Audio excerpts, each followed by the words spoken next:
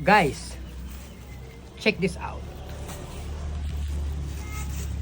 Nakuha ng kapatid ko sa kanyang trabaho. Kabute. Allah, ang sarap. Alam mo talaga pag yung kabute, pag edible, ganyan ang itsura. Ayan oh. Matigas-tigas. Usually, 'di ba, yung unedible, yung hindi kinakain, malambot. Pag hinawakan mo 'yon, parang nagiging agad na napuputol. Pero ito kasi alam mo yung totoo. Tsaka walang singsing. Yung parang pabilog dito sa may part na ganyan. Yung yung mga hindi kinakain. Ayan, kasi kinakain. Ang dami oh. Guys, look. So, iluluto namin 'to sa dinengdeng kasama sa sa gulay, 'di ba? Trabaho niya kasi sa ano ba 'yan? Wait lang.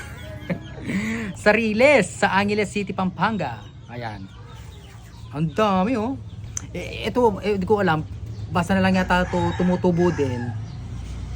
Parang hindi siguro to. Hindi yung tinatawag naming kabuting kuyog.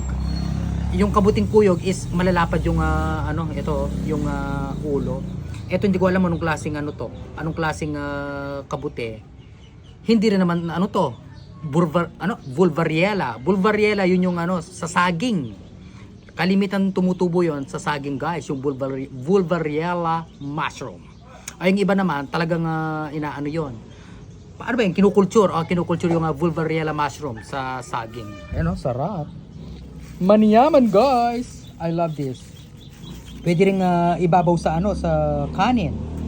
Pero ito, isasama namin sa gulay. Amazing, manyaman, so perfect.